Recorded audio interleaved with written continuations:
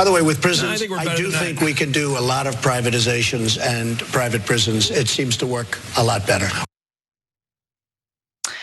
Well, Donald Trump definitely followed through on that promise from his 2016 presidential campaign and plans to do so again during his second term.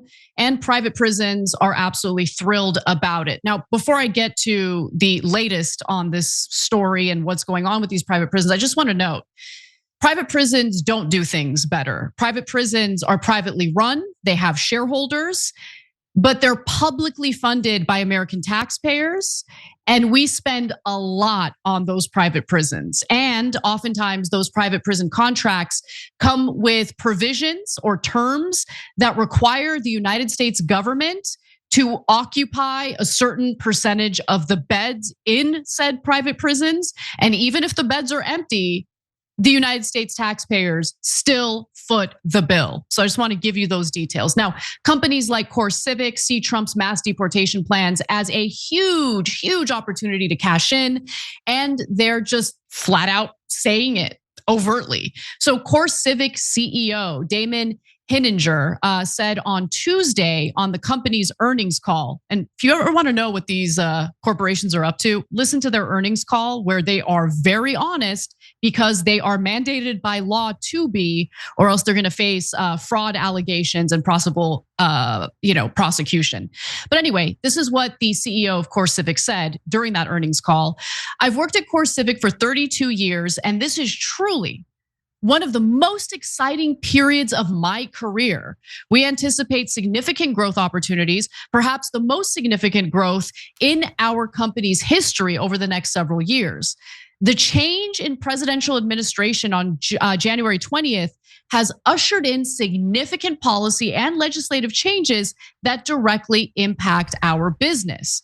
Now, those changes have already set private prison companies into motion. The CEO of Corecivic told shareholders that the company is preparing facilities and beds in anticipation of brand new contracts with ICE. Corecivic executives on the call said they currently speak almost hourly with ICE officials and with members of the Trump administration and have active tours going on at their facilities. Quote, "We've got a proposal in front of ICE for 28,000 beds," one executive said, adding that the offer could result in more than $1 billion in revenue for the company. And of course, that $1 billion in revenue would come from American taxpayers. And they're confident that the facilities are superior to alternatives like Gitmo and the El Salvadorian prisons, which might be true, although private prisons do not have great facilities, okay? They've, been sued multiple times for human rights abuses and things like that. But nonetheless, he says that we've got a real advantage on the cost side, especially in this environment. We've got DOJ out here looking at the best value for the government. Now, he also believes that the company's facilities are less likely to face litigation and said they are more humane than other alternatives despite countless accusations of abuses at these facilities. Now, I just want to note that the Trump administration has already run into a pretty big obstacle in regard to their mass deportation, agenda. The facilities that we do have are already full. And so that has kind of stood in the way. And, the fact that those facilities are already full is probably going to incentivize them to turn to these private prisons in order to carry out their agenda with mass deportations. Cenk. Yeah, so I want people to understand, first of all, this is not, the issue isn't whether we're going to do these deportations or not in this story, right? So the issue is where do we put folks if and when Trump goes to do larger scale deportations? So you could say, I hate it, I don't want those deportations. That's good, that's fair, especially if they're mass deportations, I totally agree with you, right? But if they're gonna get done, where are we going to put them? So these guys say, well, we're better than stuffing them into a prison in El Salvador. Well, yeah, I agree, okay? We're better than putting them into a lawless area of Gitmo. Okay, I agree. But that's a very, very low bar. That prison in El Salvador is one of the worst prisons in the world. And by the way, some folks in the Trump administration suggested putting American citizens in there. No way, no way, no way. But the answer doesn't have to be, okay, one of the worst prisons in the world or a private prison. We could have a rational answer, which is what we used to do, have the government build prisons. Core part of government's responsibility is to keep the citizens safe and to do it in a way that serves the public and not private interests. Most obvious thing in the world, if you have private prisons, they're going to want to make more money. How would they make more money? By imprisoning more Americans. And so how do you imprison more Americans? Well, you do what every industry does, which is go give campaign contributions to the politicians, then they'll give you infinite number of prisoners. So this industry should not exist. It's like saying, okay, we should privatize in killing people. No, we shouldn't do it at all, let alone private. No, there's some things you don't privatize, there's some things you don't do. So it's mental to have this industry at all.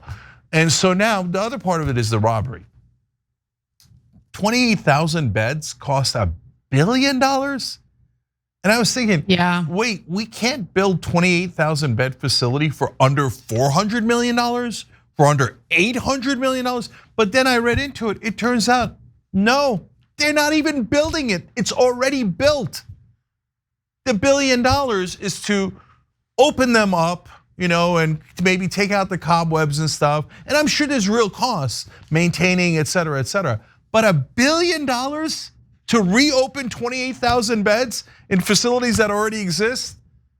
That's why the guy's elated. He can't contain himself. He's like, yes, this is gonna be so good for us.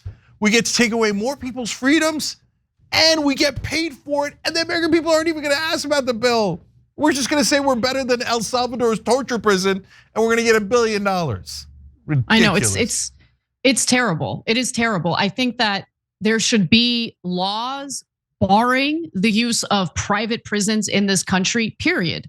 Because once you create a profit motive in imprisoning people, okay, if you happen to not have a problem with using private prisons for undocumented immigrants, which I do have a problem with that, but if you don't have a problem with it, just understand that you are setting the stage to incentivize the imprisonment of Americans as well. In fact, we've had that system already, and it did not bode well for Americans. It has been a disaster.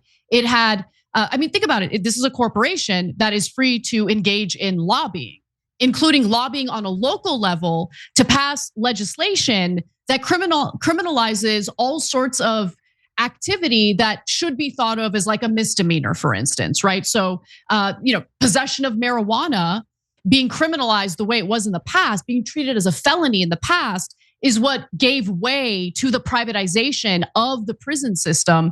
And it's awful, right? It is terrible.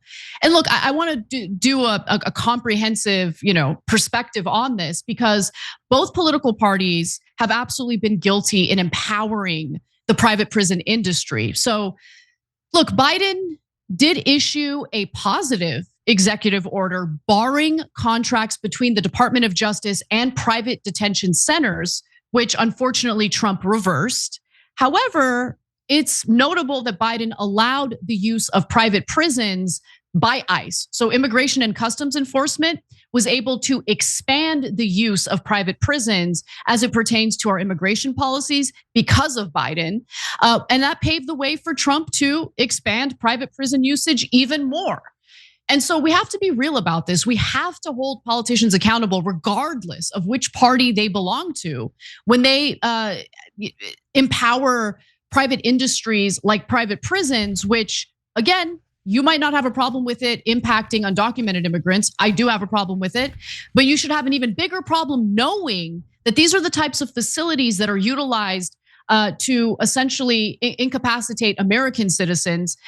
They make money off of US taxpayers. They then use the profits they make to lobby our politicians to pass all sorts of legislation that ensures that they're gonna have a nice flow of inmates to make their shareholders wealthy. It's disgusting. Yeah, one last quick thing. Give credit to Biden, as you mentioned on this issue, and Trump was terrible on it. But we mentioned Gitmo a second ago. The camps at Gitmo were authorized by Joe Biden, and so when Trump is talking about sending people to Gitmo there, that was actually in the beginning Biden's plan. So if you're super mad about the gulags in Gitmo, thanks, Biden. Thanks for watching the Young Turks. We really appreciate it. Another way to show support is through YouTube memberships. You'll get to interact with us more. There's live chat emojis, badges. You've got emojis of me, Anna, John, JR. So those are super fun. But you also get playback of our exclusive member-only shows and specials right after they air. So all of that, all you gotta do is click that join button right underneath the video. Thank you.